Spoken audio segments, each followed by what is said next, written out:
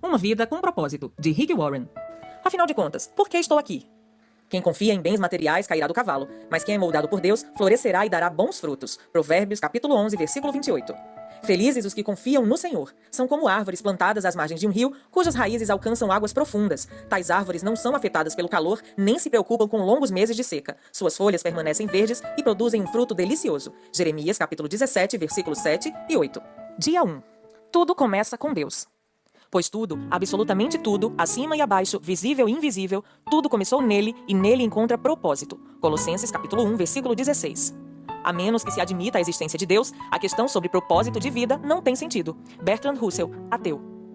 Você não é o foco. O propósito de sua vida é muito maior que a realização pessoal, a paz de espírito ou mesmo a felicidade.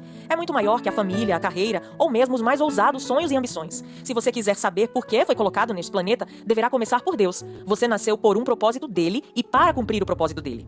A procura pelo propósito da vida tem intrigado o ser humano há milhares de anos. Isso porque normalmente erramos já no ponto de partida, nós mesmos. Fazemos perguntas egocêntricas como: o que quero ser? O que devo fazer com minha vida? Quais são meus objetivos, minhas ambições e meus sonhos para meu futuro? Concentrar tudo em nós mesmos, porém, jamais desvendará o propósito de nossa vida. A Bíblia diz: a vida de todas as criaturas está na mão de Deus. É Ele quem mantém todas as pessoas com vida. Isso está em Jó, capítulo 12, versículo 10. Ao contrário do que afirmam livros conceituados, filmes e seminários, você não descobrirá o sentido da vida olhando dentro de você mesmo. É provável que já tenha tentado isso, mas você não criou você mesmo. Logo, não pode dizer para que foi criado. Se eu lhe entregar uma invenção totalmente desconhecida, você não saberá para que serve, nem a própria invenção terá capacidade de lhe dizer. Somente o inventor ou o manual do fabricante poderiam atestar sua utilidade. Certa vez, fiquei perdido nas montanhas. Quando parei para perguntar como chegar ao acampamento, disseram-me: não existe acesso por aqui. Você precisa ir pelo outro lado da montanha. Da mesma forma, você não pode chegar ao propósito de sua vida concentrando-se em você mesmo. Deve começar com Deus, seu Criador. Você só existe porque o Senhor deseja que você exista. Você foi feito por Deus e para Ele, e até que compreenda isso, a vida jamais fará sentido. Somente em Deus descobriremos nossa origem, nossa identidade, nosso significado, nosso propósito, nossa importância e nosso destino. Todos os outros caminhos levam a um beco sem saída. Muitos tentam usar Deus para a autorrealização, mas isso é contrário à natureza e resultará em fracasso. Você foi feito por Deus, não o contrário. E viver quer dizer deixar Deus usá-lo para os propósitos dele, não você usar Deus para propósitos particulares. A Bíblia diz: ficar obcecado num beco sem saída. Quem olha para Deus é levado para um campo aberto, a uma vida livre, espaçosa. Isso está em Romanos, capítulo 8, versículo 6. Já li muitos livros que sugerem maneiras de descobrir o propósito de vida. Todos poderiam ser classificados como livros de autoajuda, pois abordam o assunto de uma perspectiva egocêntrica. Livros de autoajuda, até mesmo os cristãos, normalmente propõem os mesmos passos previsíveis para encontrar o propósito para a vida. Dê importância aos seus sonhos, defina claramente seus valores, estabeleça metas, descubra suas habilidades, almeje grandes realizações, vá à luta, seja disciplinado, acredite em você mesmo, envolva outras pessoas, não desista jamais. É lógico que essas recomendações frequentemente levam a grandes êxitos. Pode-se, em geral, ser bem-sucedido ao alcançar um alvo se houver concentração para o fim proposto. Mas ser bem-sucedido e cumprir o propósito de vida são coisas absolutamente distintas. Você pode alcançar seus objetivos pessoais tornando-se um sucesso pelos padrões do mundo e, ainda assim, estar distante dos propósitos para os quais Deus o criou. Você precisa de algo mais que conselhos de autoajuda. A Bíblia diz: autoajuda não é ajuda, de jeito nenhum. O autossacrifício é o caminho, o meu caminho, para que vocês descubram sua verdadeira identidade. Isso está em Mateus, capítulo 16, versículo 25, na Bíblia A Mensagem. Este não é um livro de autoajuda. Não ensina a achar a carreira correta, a realizar sonhos ou a planejar a vida. Não ensina a encaixar mais atividades em uma agenda lotada. Na verdade, ensina a fazer menos na vida, concentrando-se no que mais importa. Ele vai ajudá-lo a se tornar o que Deus pretendia fazer de você ao criá-lo. Então, como descobrir o propósito para o qual você foi criado? Você só tem duas opções. A primeira é a especulação, a preferida pela maioria das pessoas. Elas conjecturam, supõem, teorizam. Quando dizem: sempre pensei que a vida fosse, querem dizer: este é o melhor palpite que posso dar. Há milhares de anos, filósofos brilhantes discutem e ponderam sobre o significado da vida. A filosofia é uma área importante do conhecimento e tem sua utilidade. Mas quando tenta determinar o propósito da vida, mesmo o mais sábio dos filósofos está apenas fazendo suposições. O Dr. Hugh Moorhead, professor de filosofia na Universidade de Illinois, escreveu certa vez para 250 dos mais conhecidos filósofos, cientistas, escritores e intelectuais do mundo, perguntando: qual o sentido da vida? Tempos depois, publicou as respostas em um livro. Alguns deram seus melhores palpites, outros admitiram ter apenas inventado um propósito para a vida. Outros ainda foram honestos o bastante para dizer que não tinham a menor ideia. Na verdade, vários intelectuais de renome pediram ao professor Moorhead que lhe respondesse caso descobrisse o propósito da vida. Felizmente, há uma alternativa à especulação sobre o significado e propósito da vida. Trata-se da revelação. Podemos recorrer ao que Deus revelou sobre a vida em sua palavra. O modo mais fácil de descobrir o propósito de uma invenção é perguntando ao inventor.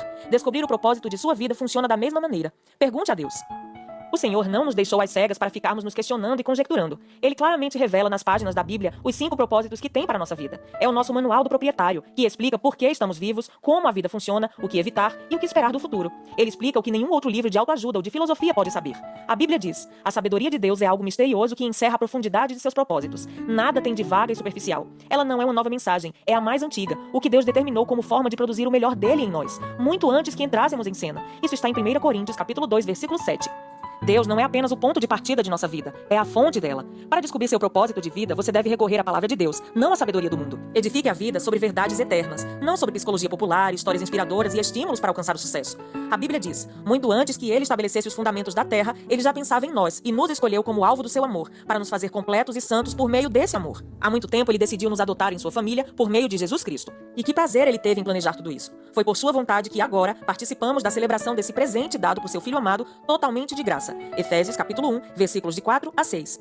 Esse texto apresenta 3 critérios para nosso propósito. Primeiro, você descobre sua identidade e propósito no relacionamento com Jesus Cristo. Se você ainda não vive esse relacionamento, explicarei mais adiante como iniciá-lo. Segundo, Deus já pensava em você muito antes de você pensar a respeito dele. O propósito determinado por ele para a sua vida é anterior à sua concepção. Ele planejou isso antes que você existisse e sem a sua contribuição. Você pode escolher carreira, cônjuge, passatempos e muitas coisas na vida, mas não pode escolher seu propósito. Terceiro, o seu propósito de vida encaixa-se em outro propósito muito maior e cósmico que Deus planejou para a eternidade. É disso que trata esse livro. Andrei Bitov, romancista russo, cresceu em um regime ateísta e comunista, mas Deus atraiu sua atenção num dia terrível. Ele recorda: aos 27 anos de idade, enquanto estava no metrô de Leningrado, agora São Petersburgo, fui dominado por um desespero tão intenso que a vida pareceu parar de vez, apropriando-se completamente do futuro e não deixando nenhum significado. De repente, numa frase apareceu por si só: sem Deus, a vida não faz sentido. Martelando-a, assombrado na minha cabeça, saí do metrô e caminhei em direção à luz de Deus. Você deve ter se sentido perdido a respeito de seu propósito na vida. Parabéns, você está prestes a caminhar para a luz. Pensando sobre o meu propósito de vida. Tema para reflexão: eu não sou o foco. Versículo para memorizar: pois tudo, absolutamente tudo, acima e abaixo, visível e invisível, tudo começou nele e nele encontra propósito. Todas as coisas começaram nele e nele encontram seu propósito. Colossenses, capítulo 1, versículo 16.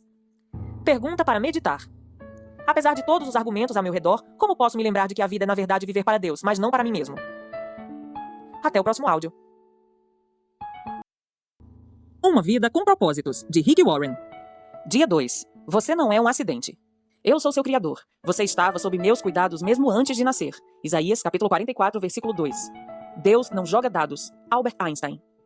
Você não é um acidente. Seu nascimento não foi um erro ou um infortúnio, e sua vida não é um acidente da natureza. Seus pais podem não tê-lo planejado, mas Deus certamente o fez. Ele não ficou nem um pouco surpreso com seu nascimento. Aliás, ele o aguardava. Muito antes de ser concebido por seus pais, você foi concebido na mente de Deus. Ele foi o primeiro a pensar em você. Você não está respirando neste exato momento por acaso, sorte, destino ou coincidência. Está vivo porque Deus quis criá-lo. A Bíblia diz: o Senhor cumprirá o seu propósito para comigo. Salmos, capítulo 138, versículo 8. Ele determinou cada pequeno detalhe do nosso corpo. Ele deliberadamente escolheu seu biotipo, a cor da pele, o cabelo e todas as outras características. Ele fez seu corpo sob medida, exatamente do jeito que queria. Também determinou os talentos naturais que você possuiria e deu-lhe uma personalidade singular. A Bíblia diz: tu me conheces por dentro e por fora. Conheces cada osso do meu corpo. Sabes exatamente como fui feito, aos poucos. Como fui esculpido, do nada até ser alguma coisa. Como um livro aberto, tu me viste crescer desde a concepção até o nascimento. Todos os estágios da minha vida foram exibidos diante de ti. Salmos 139, versículo 15. Deus fez você por um motivo. Isso significa que também decidiu a hora de seu nascimento e seu tempo de vida. Ele planejou seus dias de vida antecipadamente, escolhendo o momento exato de seu nascimento e de sua morte.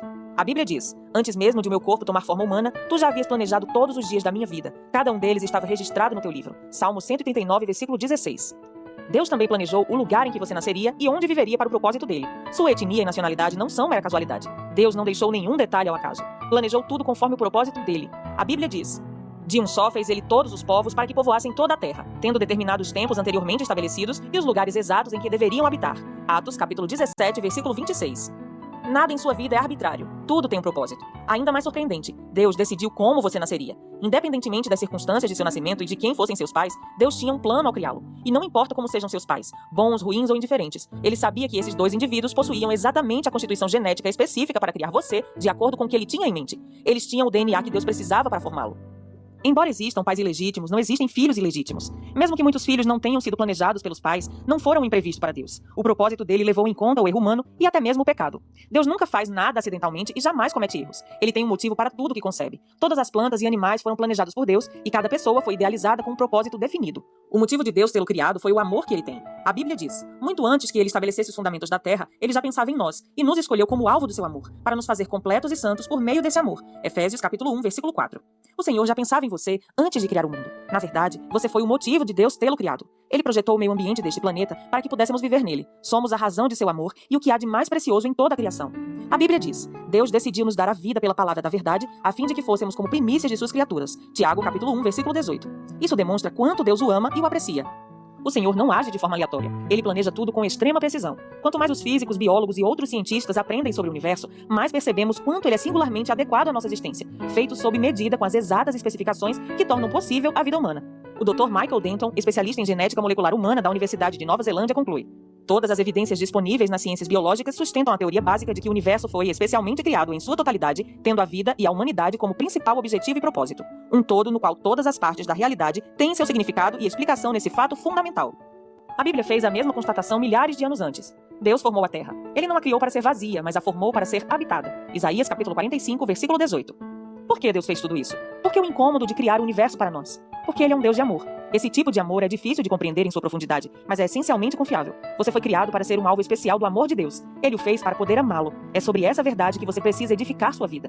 A Bíblia diz que Deus é amor. Em 1 João, capítulo 4, versículo 8. Ele não diz que Deus tem amor. Ele é amor. Amor é a essência do caráter do Pai. Há perfeito amor na interação da Trindade. Então Deus não precisava criar você.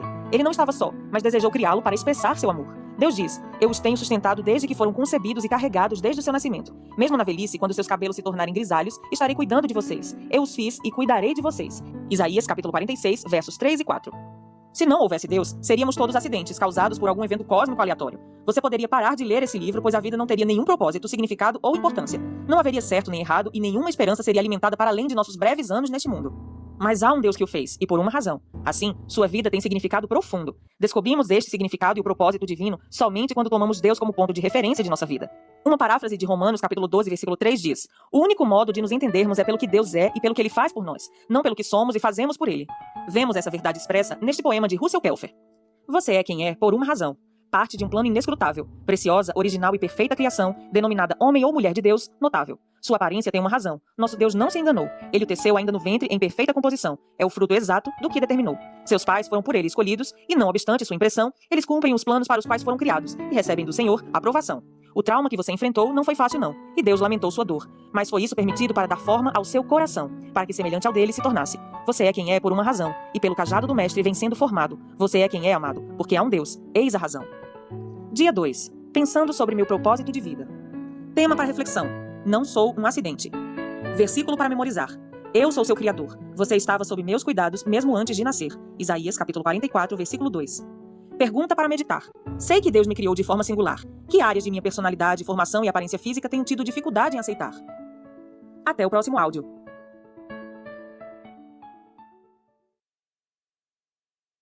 Uma vida com propósitos, de Rick Warren. Dia 3. O que dirige sua vida? Percebi que o que faz os homens correrem atrás do sucesso é a inveja. Eclesiastes capítulo 4, versículo 4. O homem sem propósitos é como um barco sem leme, um vira-lata, um nada, um ninguém. Thomas Carlyle. A vida de todo indivíduo é dirigida por algo. A maioria dos dicionários define o verbo dirigir como guiar, controlar, direcionar. Se você está dirigindo um carro, batendo um prego ou chutando uma bola, estará naquele momento guiando, controlando e direcionando. Que força motriz dirige sua vida? Neste exato momento, é possível que um problema, uma urgência ou fim de um prazo determinado estejam dirigindo você. É possível que uma lembrança dolorosa, um temor ou uma crença inconsciente também o estejam dirigindo. Centenas de circunstâncias, valores e emoções podem dirigir sua vida. Eis aqui 5 dos mais comuns.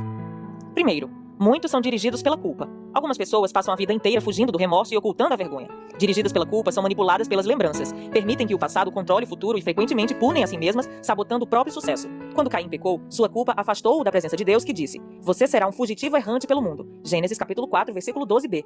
Esse quadro descreve a maioria das pessoas hoje em dia: andar pela vida sem propósito. Somos produto de nosso passado, mas não precisamos ser prisioneiros dele. O propósito de Deus não é restringido por nosso passado. Ele tornou um assassino chamado Moisés num líder e um covarde chamado Gideão num corajoso herói. E também pode fazer coisas maravilhosas com o restante de sua vida. Deus é especialista em dar às pessoas um novo começo. A Bíblia diz: como é feliz o homem que tem suas desobediências perdoadas e seus pecados cobertos. Salmos capítulo 32, versículo 1. Segundo, muitos são dirigidos pelo ressentimento e pela raiva. Algumas pessoas apegam-se a mágoas sem jamais superá-las. Em vez de aliviar a dor por meio do perdão, revivem-na continuamente em pensamento. Quando dirigidas pelo ressentimento, calam-se e interiorizam a raiva, enquanto outras se irritam e agridem outros. Ambas as reações são nocivas e inúteis. O ressentimento sempre machuca mais o ofendido que a pessoa que o ofendeu. Enquanto o ofensor provavelmente já esqueceu o insulto e seguiu em frente, você continua angustiado em sua dor, perpetuando o que aconteceu. Ouça, aqueles que o magoaram no passado não poderão continuar a feri-lo, a menos que você se agarre à dor por meio do ressentimento. O que passou, passou. Nada pode mudar o passado. Você apenas se machuca com a amargura. Para o seu próprio bem, aprenda com o passado e o mande para bem longe. A Bíblia diz: ficar desgostoso e amargurado é loucura, é falta de juízo que leva à morte. Jó capítulo 5, versículo 2. Terceiro, muitos são dirigidos pelo medo.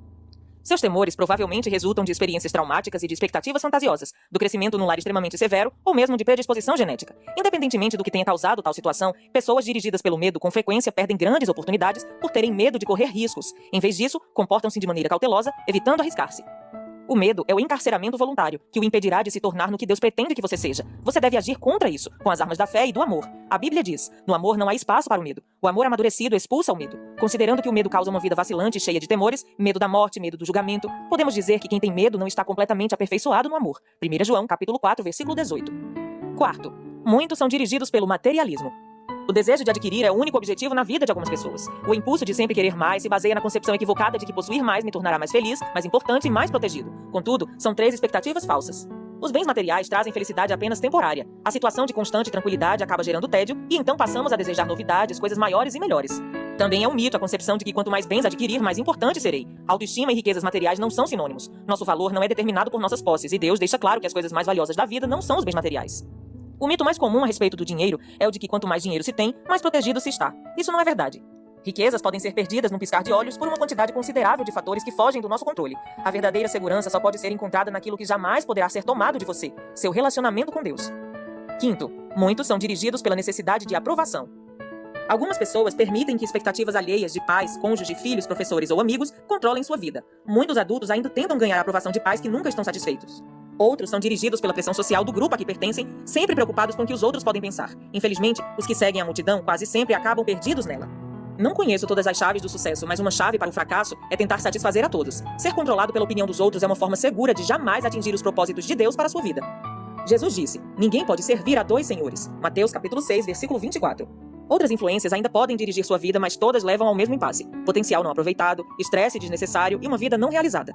Esta jornada de 40 dias mostrará como ter uma vida dirigida por propósitos. Uma vida guiada, controlada e direcionada pelos propósitos de Deus. Nada é mais importante que conhecer os propósitos de Deus para a sua vida. E nada pode compensar o prejuízo de não os conhecer. Nem o sucesso, nem as riquezas, nem a fama, nem os prazeres. Sem um propósito, a vida não passa de movimento sem sentido, uma atividade sem direção ou uma série de acontecimentos sem motivo. Sem um propósito, a vida é banal, mesquinha e inútil.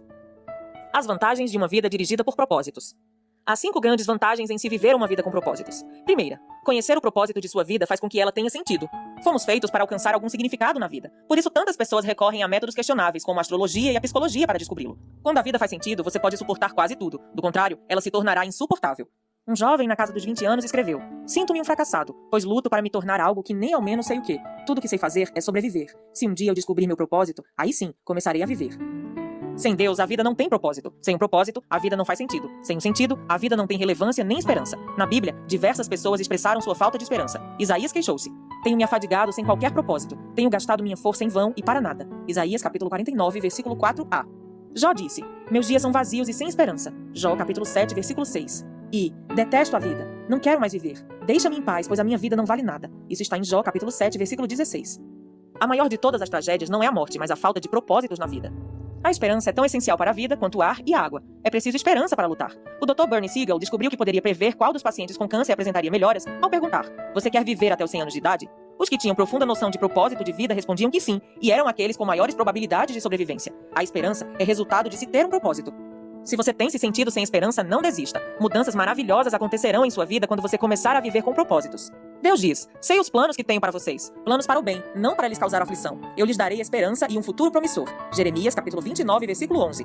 Talvez você esteja com a sensação de estar enfrentando um problema insolúvel, mas a Bíblia diz: Deus é capaz de fazer muito mais do que nós jamais ousaríamos pedir ou mesmo imaginar, infinitamente além de nossas mais sublimes orações, anseios, pensamentos ou esperanças. Efésios capítulo 3, versículo 20. A segunda vantagem: conhecer seu propósito simplifica a vida. Ele define o que você faz e o que não faz. O propósito é o padrão pelo qual você avalia suas ações, para saber as que são essenciais e as que não são. Basta perguntar: essa ação me ajudará a cumprir o propósito de Deus para a minha vida?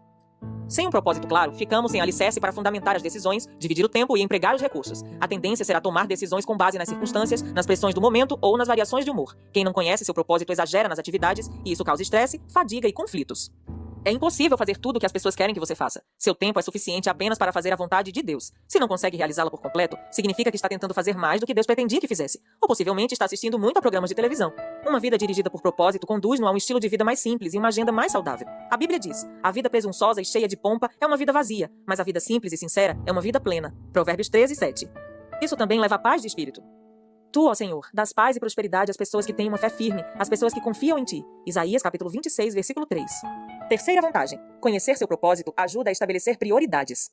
Isso faz com que esforços e energia se concentrem no que é importante. Você se torna eficiente ao ser seletivo. Faz parte da natureza humana distrair-se com assuntos de menor importância. Fazemos de nossa vida um jogo. Henry David Thoreau observou que as pessoas vivem num desespero silencioso. Mas hoje, uma melhor descrição seria distração sem objetivos. Muitas pessoas são como giroscópios, rodopiando num ritmo frenético sem jamais chegar a lugar algum. Sem um propósito definido, você ficará mudando de rumo, de emprego, de relacionamentos e de igreja, na esperança de que cada mudança seja definitiva ou preencha o vazio em seu coração. Você pensa: talvez seja diferente dessa vez. Mas isso não resolve o verdadeiro problema, que é a falta de foco e de propósito. A Bíblia diz: não se descuidem, tentem entender o que o Senhor quer de vocês. Efésios capítulo 5, versículo 17. A capacidade de concentração pode ser verificada na luz. A luz difusa tem um impacto e energia reduzidos, mas você pode concentrar o foco. Com uma lente de aumento, os raios do sol podem ser concentrados a ponto de atear fogo à grama ou a um pedaço de papel. Quando a convergência da luz é maior, como o raio laser, ela pode até cortar o aço. Não há nada tão poderoso quanto uma vida direcionada, isso é, vivida com um propósito. Os homens e as mulheres que mais influenciaram a história estavam concentrados numa direção. O apóstolo Paulo, por exemplo, difundiu o cristianismo no Império Romano praticamente sozinho. Seu segredo era uma vida direcionada. Ele disse: estou concentrando minhas energias unicamente nisto, esquecer o que já passou e avançar para o que está à minha frente. Filipenses capítulo 3, versículo 13. Se você quer que sua vida cause impacto, dê-lhe uma direção. Pare de andar em círculos. Pare de tentar fazer de tudo. Faça menos. Elimine até mesmo as boas atividades, concentrando-se apenas no que for mais importante. Jamais confunda atividade com produtividade. Você pode estar ocupado sem ter um propósito, mas para quê? Paulo disse: assim, os interessados em tudo que Deus tem para nós devem se manter focados no alvo. Filipenses capítulo 3, versículo 15. Quinta vantagem: conhecer seu propósito traz motivação. O propósito sempre produz entusiasmo. Nada mais estimulante que um propósito claro. No entanto, a paixão se esvai quando falta propósito. Até mesmo levantar-se da cama se torna um fardo. Normalmente é o trabalho sem sentido que nos esgota, consome nossa força e nos rouba o prazer, não o excesso de trabalho. George Bernard Shaw escreveu: esta é a verdadeira alegria da vida, ser usado para um propósito reconhecido por você mesmo como grandioso, ser uma força da natureza em vez de um amontoado inconstante e egoísta de ressentimentos e lamentações, sempre reclamando que o mundo não se esforça para torná-lo feliz. Conhecer seu propósito irá prepará-lo para a eternidade. Muita gente passa a vida tentando criar um legado. Tais pessoas querem ser lembradas depois que partirem. Entretanto, o que em última análise mais importa não é o que os outros dizem sobre sua vida, mas o que Deus diz. O que as pessoas não percebem é que todas as realizações acabam sendo superadas, recordes são quebrados, reputações não subsistem e homenagens são esquecidas. Na faculdade, a meta de James Dobson era ser o campeão de tênis da instituição. Ele se sentiu orgulhoso quando viu sua taça exposta no local de destaque na sala de troféus da faculdade. Anos mais tarde, alguém lhe enviou o troféu pelo correio. Eles o haviam achado numa lata de lixo durante uma reforma na escola. James disse: um dia, todos os seus troféus serão jogados no lixo por alguém. Viver para criar um legado é um objetivo sem perspectiva. Uma utilização mais sábia do tempo é construir um legado eterno. Você não foi posto nesse mundo para ser lembrado. Você foi colocado aqui a fim de se preparar para a eternidade. Chegará o dia em que você estará diante de Deus e Ele fará uma auditoria em sua vida. Um exame final, antes que você ingresse na eternidade. A Bíblia diz: lembrem-se, cada um de nós comparecerá diante do tribunal de Deus. Sim, cada um de nós terá de prestar contas de si mesmo a Deus. Romanos capítulo 14, versículos 10 e 12. Felizmente, Deus quer que passemos no teste, por isso nos deu as perguntas antecipadamente. Pela Bíblia, entendemos que Deus nos fará duas perguntas fundamentais. Primeira, o que você fez com meu filho, Jesus Cristo? Deus não irá perguntar sobre sua formação religiosa ou visão doutrinária. O único ponto importante será: você aceitou o que Jesus fez por você, aprendeu a amá-lo e a confiar nele? Jesus disse: eu sou o caminho, a verdade e a vida. Ninguém vem ao Pai a não ser por mim. João capítulo 14, versículo 6. Segunda, o que você fez com o que eu lhe dei? Isto é, o que você fez com sua vida? Dádivas, talentos, oportunidades, energia, relacionamentos e recursos. Enfim, tudo que Deus deu a você. Gastou-os com você mesmo ou fez uso deles para os propósitos que Deus tinha para você? Prepará-lo para essas duas perguntas é o objetivo deste livro. A primeira irá determinar onde você passará a eternidade. A segunda determinará o que você fará na eternidade. Ao terminar esse livro, você estará pronto para responder a essas duas perguntas. Dia 3. Pensando sobre o meu propósito de vida. Tema para reflexão: viver com um propósito é o caminho para a paz. Versículo para memorizar: Tu, ó Senhor, dás paz e prosperidade às pessoas que têm uma fé firme, às pessoas que confiam em Ti. Isaías, capítulo 26, versículo 3. Pergunta para meditar. Na opinião de minha família e de meus amigos, o que dirige a minha vida? E qual eu desejo que seja? Até o próximo áudio.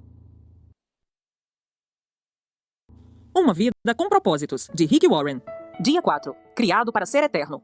Deus tem cultivado a eternidade no coração humano. Eclesiastes capítulo 3, versículo 11.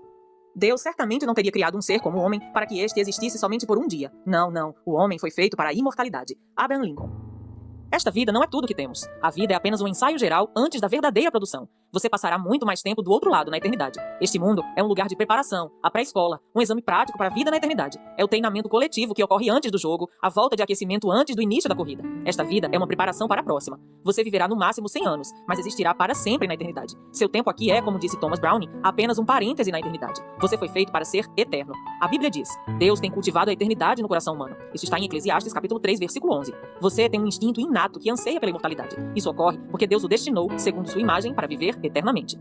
Embora saibamos que com o tempo todos morreremos, a morte parece sempre anormal e injusta. A razão de sentirmos que deveríamos viver para sempre é que Deus condicionou nossa mente com esse desejo. Um dia, nosso coração irá parar de bater. Então será o fim do nosso corpo e do nosso tempo no mundo. Mas não será o fim. O corpo terreno é apenas uma residência temporária do espírito. A Bíblia chama nosso corpo terreno de temporária habitação, mas refere-se ao nosso futuro corpo como casa. A Bíblia diz, de fato nós sabemos que quando for destruída essa barraca em que vivemos, que é o nosso corpo aqui na terra, Deus nos dará para morarmos nela uma casa no céu. Essa casa não foi feita por mãos humanas. Foi Deus quem a fez e ela durará para sempre. Isso está em 2 Coríntios capítulo 5, versículo 1. Se a vida aqui oferece muitas opções, a eternidade nos concede apenas duas, céu ou inferno. Seu relacionamento com Deus aqui determinará seu relacionamento com Ele na eternidade. Se aprender a amar a Jesus, o Filho de Deus, e a confiar nele, você será convidado a passar a eternidade com Ele. Entretanto, se desprezar o amor, o perdão e a salvação que Ele oferece, você passará a eternidade separado de Deus. C.S. Lewis disse, existem apenas dois tipos de pessoas, as que dizem a Deus, seja feita a tua vontade, e aquelas a quem Deus diz, seja feita a sua vontade. Tragicamente, muitos terão de suportar a eternidade sem Deus, pois escolheram viver sem Ele neste mundo. Quando você compreender plenamente que na vida há muito mais que apenas o aqui e agora, e perceber que a vida é apenas uma preparação para a eternidade, começará a viver de forma diferente, passará a viver à luz da eternidade e a lidar com cada relacionamento, tarefa ou circunstância de uma perspectiva nova.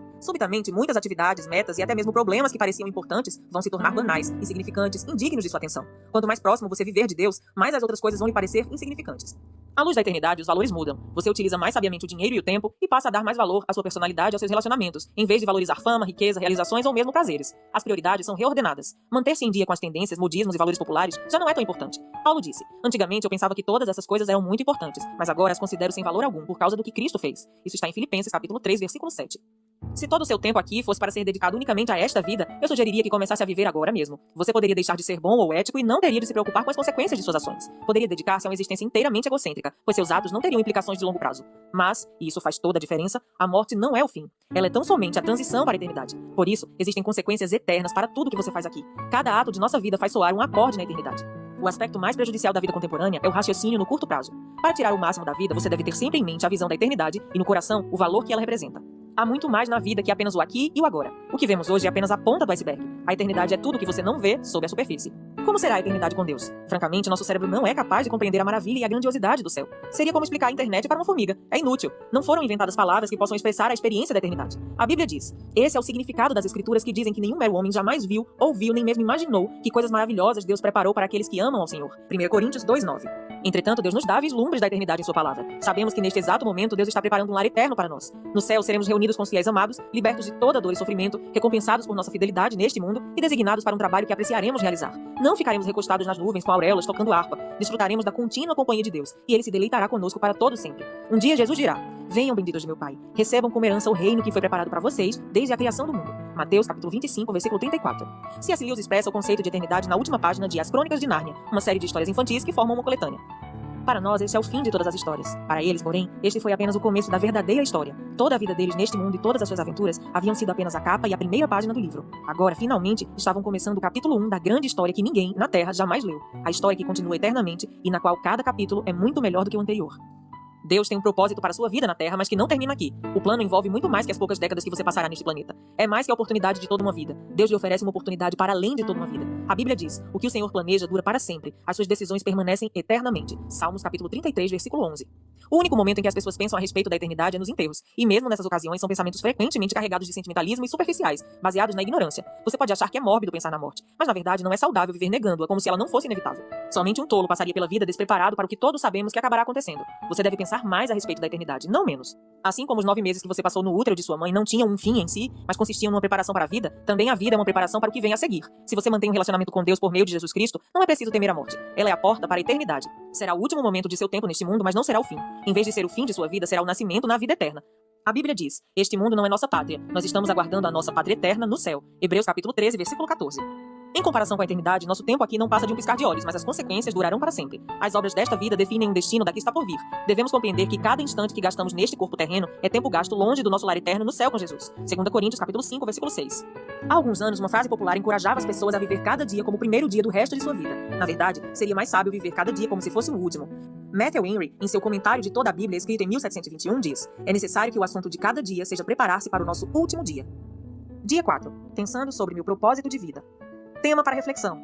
Há muito mais na vida que apenas o aqui e agora. Versículo para memorizar.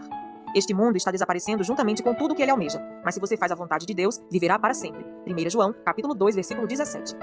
Pergunta para meditar. Já que fui feito para ser eterno, qual a única coisa que hoje devo parar de fazer e qual a única coisa que devo começar a fazer? Até o próximo áudio.